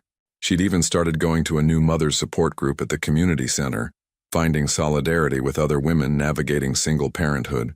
The divorce was finalized on a gray Tuesday morning. Caroline didn't attend the hearing. Her lawyer handled everything remotely. When Jennifer called to confirm it was done, Caroline felt nothing. No relief, no sadness, just a quiet closing of a chapter. She was Caroline Reeves again. She'd taken back her maiden name. That evening, she celebrated quietly with Lily and Thomas. They ordered pizza, opened a bottle of wine, and toasted to new beginnings. To my daughter, Thomas said, raising his glass. The strongest woman I know. To freedom, Lily added. To Nora, Caroline said simply, for giving me a reason to keep going. Robert's life, meanwhile, continued its downward spiral. His last day at Morrison & Associates was October 15th. There was no farewell party, no cake, no gathering of colleagues to wish him well. Maya packed up his personal items in a box while he was at lunch, leaving it on his desk with a printed checklist of returned company property. He carried that box out of the building at 5 o'clock on a Friday, and no one said goodbye. The license review hearing was scheduled for November. His lawyer, an expensive one he could barely afford now, had advised him that the board likely wouldn't revoke his license entirely, but they might impose conditions: mandatory ethics training, probationary period, public censure. Robert had started applying for jobs outside of New York, Boston, Philadelphia, Chicago, but every application required references, and Gerald's positive reference for technical work wasn't opening doors. Word traveled fast in the architecture community. He was toxic. The child support payments had become a strain without steady income. He'd dipped into savings, then into the money from the brownstone sale. What was supposed to be his foundation for starting over was evaporating quickly. And through it all, he kept showing up for his visits with Nora, Wednesday evenings and Sunday afternoons, the one constant in his collapsing world. On the last Wednesday of October, Robert arrived at Caroline's apartment to find her waiting in the living room instead of leaving. Thomas sat beside her, his expression unreadable. "We need to talk," Caroline said. Robert's stomach tightened. "Okay." "The judge approved unsupervised visitation," Caroline continued, "starting next week. 2 hours on Wednesdays, 4 hours on Sundays." Robert felt a surge of hope. "Thank you. I promise I'm not finished." Caroline's voice was firm. "This isn't a reward, Robert. This is about what's legally appropriate. You've been consistent and the court recognizes that. But let me be very clear. You screw this up even once, you're late, you bring her back in a dirty diaper, you forget her medication, and I will fight for these visits to be supervised again, understood?" "Understood." "She has a schedule," Caroline said, handing him a printed sheet. "Naps, feeding times, what food she can have, emergency contacts. There's also a list of what needs to be in the diaper bag every time. I've included my pediatrician's number and the nearest urgent care location." Robert took the paper, scanning the detailed instructions. This was Caroline, organized, thorough, anticipating every possibility. "I'll follow this exactly," he promised. Thomas spoke for the first time. "See that you do, because if anything happens to that baby while she's in your care, you'll answer to me." The threat hung in the air, unmistakable. After Robert left with Nora for the first unsupervised visit, Caroline stood at the window watching them go. Her chest felt tight, her hands clenched. "You okay?" Thomas asked, coming to stand beside her. "I hate this," Caroline whispered. "I hate letting her go with him. What if he takes her somewhere and doesn't bring her back? What if he's careless and she gets hurt? Then we deal with it legally. But Caroline, you can't live in fear. He's her father. He has rights, whether we like it or not." "I know, Her voice broke. "I don't trust him. I don't know if I ever will again." Thomas put his arm around her shoulders. "Trust isn't about him anymore. It's about trusting yourself to handle whatever comes. And you've proven you can do that." Robert took Nora to his apartment, his hands shaking slightly as he unlocked the door with her carrier balanced on one arm. The place felt inadequate suddenly. Bare walls, minimal furniture, nothing child-friendly. He set up the portable playmat Caroline had included in the massive diaper bag and laid Nora on it. She looked up at him with wide eyes, Caroline's eyes, and made a cooing sound. "Hi, baby girl," Robert said softly. "It's just you and me today." For 2 hours, Robert fed her, changed her, played with her, followed Caroline's schedule to the minute. When Nora started fussing, he walked her around the apartment, bouncing gently the way he'd seen Caroline do. When she fell asleep in his arms, he sat perfectly still, afraid to move and wake her. This was what he'd thrown away. Not just Caroline, but these quiet moments, this intimacy, this sacred responsibility of caring for another human being. When it was time to return Nora, Robert packed everything carefully, double-checking Caroline's list. He drove slowly, paranoid about every other car on the road. Caroline opened the door before he could knock, as if she'd been waiting right there. "How was she?" Caroline asked, taking Nora immediately. "Perfect. She ate at 6:30. Had a diaper change at 7:15, fell asleep at 7:40. Everything's in the notes I made. Robert handed her a small notebook where he'd documented every detail. Caroline scanned it, her expression softening slightly. Okay, good. Same time Sunday? Robert asked. Yes, but Sunday is 4 hours, so you'll need to bring her home for lunch. There are instructions in the packet for her solid foods. I'll read through everything tonight, Robert promised. After the door closed, Robert sat in his car for a long moment. He'd done it. He'd taken care of Nora without incident. It should have felt like a victory. Instead, it felt like a glimpse of everything he'd lost. The following week, Robert received a call from a former colleague, Samuel Lino, who'd left Morrison & Associates 2 years ago to start his own sustainable design firm in Portland. I heard what happened, Samuel said without preamble. And before you explain or apologize, I want you to listen. I have an opening for a senior designer. Remote work with quarterly in-person meetings in Portland. It's not New York money, but it's solid, and it would get you out of the fishbowl. Robert's throat tightened. Samuel, I appreciate it, but I can't leave New York. My daughter is here. I figured you'd say that. That's why it's remote. You can work from anywhere. Samuel paused. Look, man, what you did was messed up.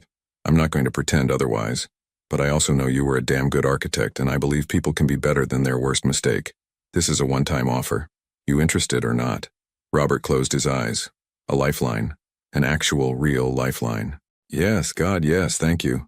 Don't thank me yet. You're starting at the bottom of the senior level, and you'll have to prove yourself all over again. But it's a chance. After they hung up, Robert sat in his empty apartment and cried. Not from sadness, but from overwhelming relief. He could stay in New York. He could keep seeing Nora. He could start rebuilding something resembling a life. It wouldn't erase what he'd done, but it was something. Caroline learned about Robert's new job from Thomas, who'd heard it from Patricia during one of their occasional phone calls. Portland firm, remote work, Thomas said. Apparently an old colleague threw him a rope. Caroline was feeding Nora in the kitchen. Good for him, I guess. You don't sound enthusiastic. I'm not. Him having a job means he can pay child support consistently, which is good for Nora, but it doesn't change anything else. Caroline wiped pureed carrots from Nora's chin. He gets to rebuild his career from here. He gets to stay close to his daughter. Meanwhile, I had to rebuild my entire life from scratch while recovering from trauma. You're right, Thomas said. It's not fair, but life rarely is. I know, I just wish... Caroline trailed off. What? I wish people could see it. Really see it. That he gets second chances and fresh starts while I'm still living with the consequences of his choices every single day. Thomas squeezed her shoulder. They see it, sweetheart, trust me. The people who matter see it. In early November, Caroline attended a neighborhood event at the community center, a fall festival with activities for young children. She brought Nora, dressed in a tiny pumpkin costume, and met up with some of the women from her mother's group. As they chatted, Caroline noticed people staring, whispering. She'd gotten used to it. The story of her abandonment had made her a local figure of sympathy and curiosity. But then something unexpected happened. A woman Caroline vaguely recognized from the Park Slope neighborhood approached her. She was in her 50s, well-dressed, with kind eyes. I'm sorry to interrupt, the woman said, but I wanted to introduce myself properly. I'm Diane Forrester. My husband and I were considering hiring Morrison & Associates for a renovation. When we learned about your situation and saw that your ex-husband worked there, we specifically requested he not be assigned to our project. Caroline didn't know what to say. Oh, thank you. I have a daughter your age, Diane continued.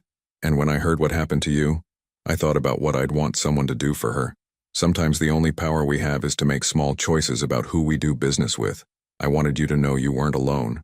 After Diane walked away, one of Caroline's friends from the mother's group touched her arm. That's been happening a lot, she said quietly. People choosing not to work with him, not to hire him, not to associate with him. It's not organized or anything, it's just people making individual choices. Caroline looked down at Nora, who was grabbing at the pumpkin stem on her costume. I didn't ask for that, Caroline said. You didn't have to. What he did was public. The response is public too. It should have felt like vindication, like justice. But instead, Caroline felt a strange heaviness. She'd never wanted to be defined by what Robert had done to her. She'd wanted to move forward, build something new, be more than just that woman whose husband abandoned her. But the world had other plans. That Sunday, when Robert brought Nora back after his visit, he lingered at the door. I got a job, he said. Remote work for a firm in Portland. I wanted you to know so you don't worry about child support. Thomas told me, Caroline said neutrally. Right. Of course. Robert shifted Nora's carrier. I also wanted to say, I know people have been avoiding me, not hiring me. I'm not saying it's your fault or asking you to do anything about it. I just want you to know that I understand. This is what I deserve. Caroline studied him. He looked tired, defeated. There was gray in his hair that hadn't been there a year ago. I didn't ask anyone to do that, she said finally. I know, but they're doing it anyway, and that's on me, not you. Robert handed her the carrier. Nora was great today. She tried applesauce for the first time. Seemed to like it. Okay. Thanks for following the schedule. Always. Robert hesitated. Caroline, I know I can never fix what I broke, but I want you to know I'm trying to be better. Not for forgiveness or redemption, just because it's the right thing to do. Caroline's jaw tightened. The right thing to do was being there when your daughter was born. Everything else is just damage control. I know. After he left, Caroline brought Nora inside and checked her thoroughly. Clean diaper, proper clothing, no signs of neglect. Robert had done everything correctly just like he had every visit. But correct wasn't the same as right. And showing up now didn't erase his absence then. Caroline settled onto the couch with Nora and pulled out her phone. She scrolled through photos from the fall festival, stopping on one of her and Nora smiling at the camera. They looked happy, whole, complete, and for the first time, Caroline realized they were. December arrived with the first snowfall of the season. Nora was 7 months old, sitting up on her own and babbling mama in a way that made Caroline's heart swell every time. The holidays were approaching, and Caroline found herself surprisingly at peace. She'd accepted an invitation to spend Christmas with Lily's family, and Thomas was planning to join them. Robert had requested Christmas morning with Nora. Caroline had agreed to 2 hours, supervised by Thomas. It was a compromise, and neither of them was entirely happy with it, but it was fair. The Morrison & Associates website redesign was nearly complete. Gerald had been effusive in his praise, and had already referred Caroline to 2 other firms looking for branding work. Her freelance business was growing steadily. She'd even started looking at larger apartments, something with a dedicated office space and a real bedroom for Nora. Life was moving forward, but across town, the past was catching up with Vanessa Moore in ways she hadn't anticipated. She'd moved back to Cincinnati in October, staying with her parents in the suburban house where she'd grown up. The plan had been simple. Lay low for a few months, find a new job, rebuild, start fresh where nobody knew her story. Except the internet doesn't forget. Her first 3 job interviews had gone well, until they weren't. Professional, cordial conversations that ended with, "We'll be in touch," and then silence. After the 4th rejection, Vanessa finally asked a recruiter friend for honesty. "Van, I'm going to be straight with you," her friend said over the phone. "Your name brings up results. A lot of them. And hiring managers are Googling candidates. When they see those posts, those Reddit threads, the Facebook discussion, they're moving on to other applicants. But that's not fair," Vanessa protested. "That was my personal life. It has nothing to do with my work. Fair or not, companies don't want the liability, especially not in this climate where everything gets scrutinized on social media. I'm sorry." After hanging up, Vanessa did what she'd been avoiding for months. She Googled herself. The results were devastating. Pages and pages of discussions, screenshots, archived posts. Someone had even created a "Where Are They Now" thread tracking both her and Robert. The comments were ruthless. She destroyed a family and thought there wouldn't be consequences. Actions have repercussions. Maybe she should have thought about that before dating a married man. I hope every employer Googles her name. Character matters. Vanessa closed her laptop and stared at the ceiling of her childhood bedroom. She was 26 years old, living with her parents, unemployable in her field, and apparently carrying a scarlet letter that would follow her everywhere. She'd lost everything. And unlike Robert, who at least had his daughter as a reason to keep fighting, Vanessa had nothing. Just shame and regret and a future that looked increasingly bleak.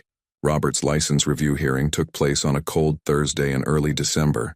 He sat in a conference room at the Architecture Review Board offices, his lawyer beside him, facing a panel of 5 board members. They asked questions, reviewed his work history, read statements from colleagues, some supportive, most damning. "Mr. Dawson," the board chair said, an older woman with silver hair and sharp eyes, "your technical qualifications aren't in question. Your designs are innovative. Your safety record is impeccable. But this board also considers character and judgment. Can you explain your decision-making on May 15th of this year? Robert had rehearsed this with his lawyer. Be contrite. Take responsibility. Don't make excuses. There's no explanation that makes it acceptable, Robert said, his voice steady despite his shaking hands. I made a choice that harmed my family and violated the trust of everyone who knew me. I abandoned my wife during a medical emergency. I prioritized my own desires over my responsibilities. It was indefensible. And yet you're asking us to allow you to continue practicing architecture, another board member said. A profession that requires clients to trust your judgment on matters affecting their safety, their investments, their futures. I understand why that's difficult to reconcile, Robert replied. All I can say is that I'm committed to being better. I'm in therapy. I'm showing up for my daughter. I'm trying to rebuild trust through consistent action, not just words. The board deliberated for 30 minutes while Robert waited outside. When they called him back in, the chair delivered their decision. We're placing you on probationary status for 2 years. You'll complete mandatory ethics training, submit quarterly reports on your professional conduct, and any complaints during this period will result in immediate license suspension. Do you accept these terms? Yes, Robert said, relief flooding through him. Thank you. It wasn't a clean slate, but it was better than losing his license entirely. That same week, Caroline attended her mother's group holiday party. The community center was decorated with lights and garlands, and children ran around while their mothers chatted over coffee and cookies. Nora was in Caroline's lap chewing on a teething ring when a woman Caroline didn't recognize approached her. You're Caroline, right? Caroline Reeves? Yes, Caroline said cautiously. I'm Jennifer. I just moved to the neighborhood. I heard about what you went through and I wanted to say I think you're incredibly brave. Caroline's stomach tightened. She hated this, being defined by her trauma, approached by strangers who knew her story. Thank you, she said politely, hoping the woman would move on. But Jennifer continued. My sister went through something similar. Her husband left when she was 6 months pregnant. It destroyed her. But seeing how you've rebuilt your life, how strong you are, I've been telling her about you. You're an inspiration. Caroline forced a smile. I appreciate that, but I'm just doing what I have to do. Any mother would. After Jennifer walked away, one of Caroline's regular group friends, Amanda, sat down beside her. That happens a lot, doesn't it? Amanda asked gently. People treating you like a symbol. Yeah, Caroline admitted. And I hate it. I don't want to be that woman. I just want to be Caroline. A mom. A designer. A person. You are all those things, Amanda said. But you're also someone who survived something terrible and came out stronger. People need to see that, even if it's uncomfortable for you. Caroline looked down at Nora, who was contentedly gnawing on her teething ring, oblivious to the weight her existence carried. I just want her to have a normal life, Caroline said softly. Not to be the girl whose dad abandoned her mom. Not to carry that story. She'll have whatever life you build for her, Amanda said. And from what I've seen, you're building something pretty amazing. On Christmas morning, Robert arrived at Caroline's apartment at 9 o'clock sharp. He carried a small wrapped gift and looked nervous. Thomas opened the door, his expression neutral. She's in the living room. Robert entered to find Nora in a tiny red velvet dress, sitting on a blanket surrounded by crinkly paper. She looked up when he walked in and smiled. A huge, gummy smile that made Robert's chest ache. Hi, baby girl, he said, kneeling down beside her. Merry Christmas. Caroline watched from the kitchen doorway, her arms crossed. She'd dressed casually, jeans and a sweater, and looked tired. The holidays were hard, Robert knew. All the first Christmas as a family moments she'd imagined had been replaced by this. Supervised visits and careful scheduling. You have until 11, Caroline said. Then we're heading to Lily's family. Understood. Robert carefully unwrapped the gift he'd brought. A soft, plush elephant with crinkly ears. Nora grabbed it immediately, shoving one ear into her mouth. Thomas sat in the armchair across the room, reading a newspaper but clearly monitoring every interaction. For 2 hours, Robert played with Nora, took photos, tried to memorize every detail. When 11 o'clock came, he handed her back to Caroline reluctantly. Thank you for this, he said. I know it's not easy for you. It's not about easy, Caroline replied. It's about what's right for Nora. She deserves to know her father, even if he wasn't there when it mattered most. The words stung, but Robert nodded. I hope someday I can make up for that. You can't, Caroline said simply. But you can be present from here forward. That's all I'm asking. After Robert left, Thomas helped Caroline pack up Nora's things for the trip to Lily's. That was hard for you, Thomas observed. Every time is hard, Caroline admitted. Watching him hold her, knowing he chose not to be there when she was born, it's like reliving it over and over. Then why do you do it? Why not just stick with supervised visits indefinitely? Caroline looked at Nora, who was babbling happily in her car seat. Because she deserves better than my anger, Caroline said. She deserves a father who shows up, and if he's finally willing to do that, I won't stand in the way. Not for me, for her. New Year's Eve found Caroline at Lily's apartment, watching the ball drop on TV while Nora slept in the bedroom. They'd opened champagne at 11, wanting to toast the new year before exhaustion overtook them. To 2026, Lily said, raising her glass. May it be boring and uneventful. Caroline laughed. I'll drink to that. Seriously, though, Lily said, settling onto the couch. Look at how far you've come. Last New Year's Eve, you were 8 months pregnant and your marriage was already falling apart, even if you didn't know it yet. Now, you're divorced, independent, building a career, raising an amazing kid. You should be proud. I am, Caroline said, but I'm also tired. Tired of being strong, tired of being an inspiration, tired of being defined by what someone else did to me. So what do you want for this year? Caroline thought about it. I want to just exist. Without the weight of the story, I want to be boring. I want Nora's milestones to be about her, not about how I'm doing it alone. I want to blend into the background. That's fair, Lily said. Though I have to tell you, I don't think you're capable of blending in. You're too much of a badass. Caroline smiled despite herself. Then I want to be a boring badass. Is that a thing? For you? Absolutely. As midnight struck and fireworks lit up the sky outside, Caroline held her champagne glass and made a silent promise to herself. This year she would focus on joy, not survival. On building, not just rebuilding. On being Caroline, not just Nora's mom or Robert's ex-wife. She would reclaim herself. Meanwhile, Robert sat alone in his apartment, watching the same ball drop on his own TV.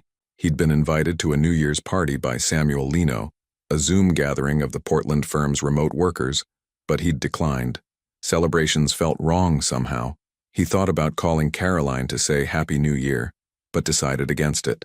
She'd made it clear their interactions should be about Nora, nothing more. So instead, he opened his laptop and looked at the photos from Christmas morning. Nora smiling at the camera, Nora grabbing the elephant, Nora looking at him with complete trust and innocence. She would grow up knowing the truth. Caroline would make sure of that. Not out of cruelty, but because children deserved honesty.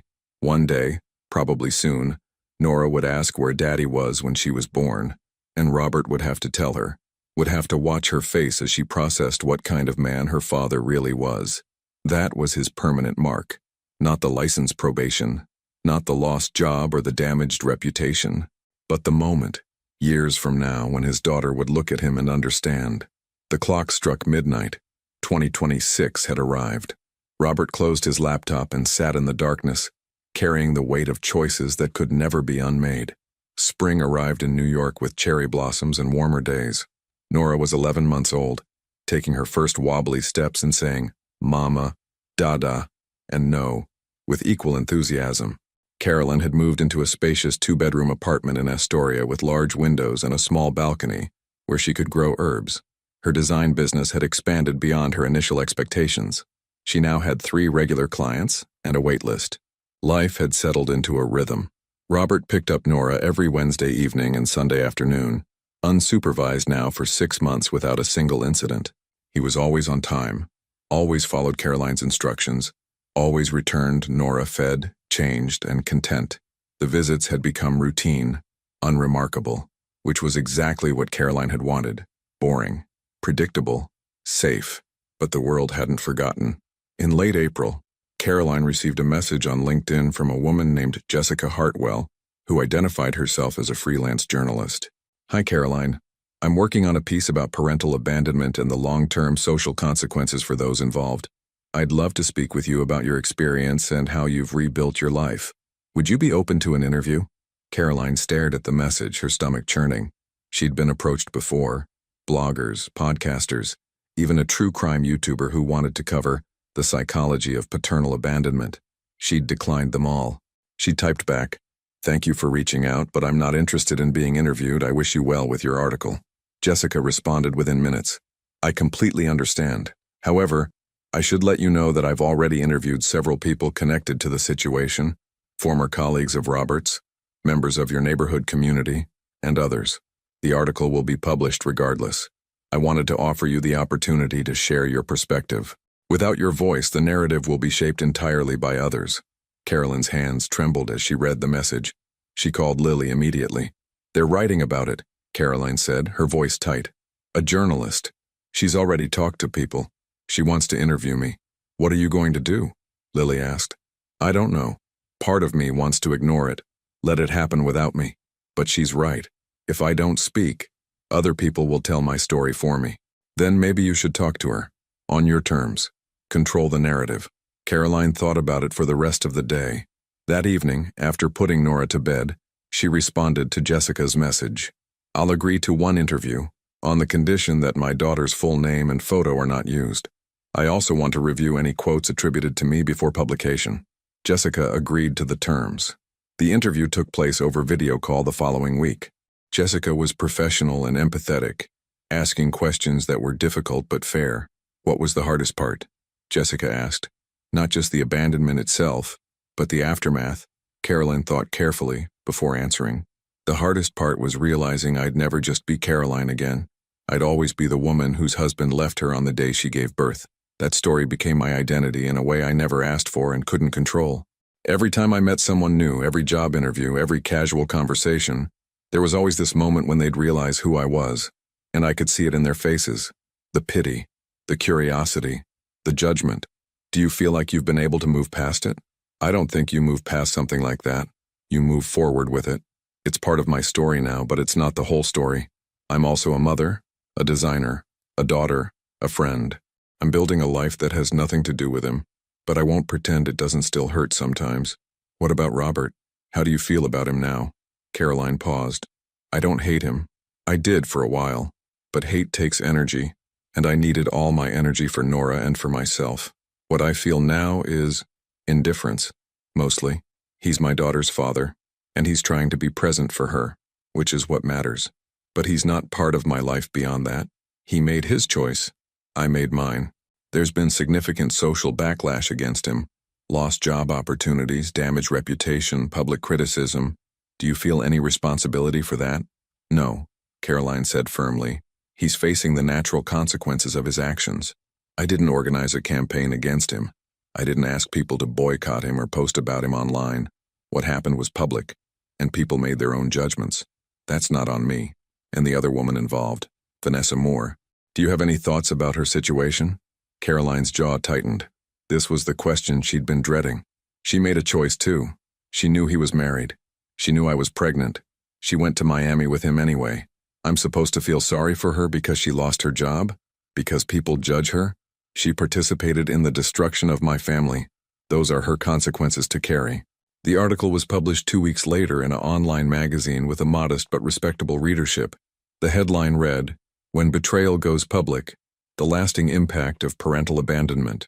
It was thorough and fair. Jessica had interviewed Gerald Morrison, who spoke about the difficult decision to let Robert go. She'd spoken with neighbors who described the community's response. She'd even reached out to Robert, who'd declined to comment beyond a brief statement. I made choices I deeply regret. My focus now is being the best father I can be to my daughter. But Caroline's quotes were the heart of the piece. Her words about identity, about moving forward, about the permanent weight of someone else's choices. The article went viral. Within days, it had been shared thousands of times on social media. Think pieces spawned from it. Parenting blogs discussed it. A podcast devoted an entire episode to it. And with that attention came a new wave of scrutiny. Not just on Robert, but on Vanessa. Vanessa saw the article when her younger sister sent her the link with a message. Van, you need to see this. She read it in her childhood bedroom, her stomach sinking with every paragraph. Jessica had been careful not to use Vanessa's full name, referring to her only as the other woman involved. But anyone who'd followed the story would know exactly who she was. The comment section was brutal. She knew what she was doing. Zero sympathy. Imagine being so selfish that you'd help a man abandon his pregnant wife. She destroyed a family and expected no consequences? Please. I hope she never finds peace with what she did. Vanessa closed her laptop and lay on her bed, staring at the ceiling. It had been nearly a year since Miami. A year since her life had imploded. She'd applied to over 50 jobs and gotten nowhere. She'd started using her mother's maiden name on applications, but even that didn't help. The gap in her resume was too conspicuous. Her parents had been supportive, but she could see the disappointment in their eyes. The unasked questions. How could you? What were you thinking? She'd tried therapy, but it hadn't helped. The therapist kept trying to help her process and heal, but how could you heal from being permanently marked? From knowing that a simple Google search would define the rest of your life? Vanessa had started to accept that this was her reality now. She'd never have the career she'd worked for. She'd never escape the judgment. She'd never be anything other than the other woman. And unlike Robert, who at least had his daughter as redemption, Vanessa had nothing. Just the hollow knowledge that she'd thrown away everything for a relationship that had lasted less than 6 months. The article's publication coincided with Nora's first birthday party. Caroline had planned a small celebration at a local park. Just close friends and family. Lily had made a smash cake and Thomas had brought decorations. Robert had asked if he could attend. Caroline had said no. This is for Nora's people, she'd explained. The people who've been here, who've supported us. You can celebrate with her during your regular visit on Sunday. Robert had accepted this without argument, which somehow made Caroline feel worse. A year ago, he would have fought, argued, demanded his rights. Now he just complied, docile and defeated. The party was perfect. Nora smashed her cake with gleeful enthusiasm, getting frosting in her hair and all over her face. She took a few stumbling steps toward Thomas, who caught her with tears in his eyes. She laughed at Lily's exaggerated peekaboo faces. Caroline took photos of everything, wanting to remember this. The joy, the simplicity, the absence of drama. That evening, after everyone had gone home and Nora was asleep, Caroline sat on her balcony with a glass of wine and scrolled through the day's photos. Her daughter's first birthday, a milestone that should have included both parents, that Caroline had once imagined celebrating as a family. Instead, it was just them, her people, her chosen family, and it was enough. It was more than enough. 2 days later, Caroline met with Jennifer Chen for what she hoped would be their last meeting. The custody arrangement is working well, Jennifer said, reviewing her notes. Robert's been consistent for over 6 months. His child support is current. Unless something changes, I don't anticipate any legal issues. Good, Caroline said. I want this to be stable for Nora. She deserves predictability. There is one thing, Jennifer added carefully. Robert's lawyer reached out about potentially modifying the schedule. Nothing dramatic, just asking if you'd consider alternating holidays instead of splitting them. Caroline's first instinct was to say no, but she forced herself to think about it from Nora's perspective. I'll consider it, she said finally. But I'm not making any decisions until she's older. Right now, she needs routine more than she needs equal time. That's fair. You're doing everything right, Caroline. You're putting Nora first while protecting your own boundaries. That's not easy. After the meeting, Caroline walked through Manhattan, enjoying the spring weather. She passed Morrison and Associates building and felt nothing. No anger, no pain, just indifference. She'd built a life that Robert wasn't part of, and it was a good life. On Sunday, when Robert picked up Nora for his visit, he lingered at the door. I saw the article, he said quietly. The one that journalist wrote. And? Caroline asked, her voice neutral. You were generous. More generous than I deserved. I wasn't being generous. I was being honest. Robert nodded slowly. I know I can't change what happened, but I want you to know that I think about it every day. The choice I made. What I cost us. What I cost you. Caroline looked at him directly. Robert, I need you to understand something. Your guilt doesn't help me. Your regret doesn't change anything. What helps me is you showing up for Nora. Consistently, without drama. That's all I need from you. I know. I just wanted you to know. I don't need to know. Caroline interrupted, not unkindly. I need you to be a good father. Everything else is between you and your therapist. She closed the door gently but firmly. Inside the apartment, she leaned against it and took a deep breath. Lily, who'd been visiting, appeared from the kitchen. You okay? Lily asked. Yeah, Caroline said. I really am. And she meant it. She'd spent months angry, months grieving, months rebuilding. But now, finally, she was just living. moving forward, being Caroline, not Caroline who was abandoned, not Caroline the victim, not Caroline the inspiration, just Caroline, mother, designer, friend, survivor, whole. That night, after Nora was asleep and Lily had gone home, Caroline opened her laptop. On impulse, she searched for the article Jessica had written. She read through it again, seeing her own words with fresh eyes. "I don't think you move past something like that. You move forward with it." She'd said that, and it was true. The trauma would always be part of her story, but it wasn't the only part. It wasn't even the most important part anymore. The most important part was Nora, and the life they were building together. Caroline closed her laptop and looked around her apartment. The home she'd chosen, the space she'd created, the future she was shaping. Robert had taken a lot from her. Her marriage, her birth story, her innocence about love and trust and partnership. But he hadn't taken everything. He hadn't taken her strength, her resilience, her ability to build something beautiful from the wreckage. She'd done that herself, and she'd keep doing it, one day at a time, for as long as it took. Outside her window, the city lights twinkled against the night sky. Somewhere out there, Robert sat in his own apartment, carrying his permanent marks. Somewhere else, Vanessa faced a future permanently shadowed by her choices. But here, in this moment, Caroline was free. Free from anger, free from bitterness, free from the need for revenge or vindication. She'd survived, she'd rebuilt, and she'd won.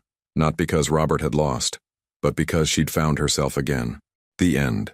If you were Caroline, lying alone in that hospital bed after almost dying while bringing your child into the world, knowing your husband chose to be on a beach with another woman instead of by your side, could you ever forgive? And more importantly, should you have to? I hope you enjoyed today's video. If you did, please leave a like to help me out, and don't forget to subscribe to the channel so you don't miss out on the next stories. Thanks for watching and see you in the next video.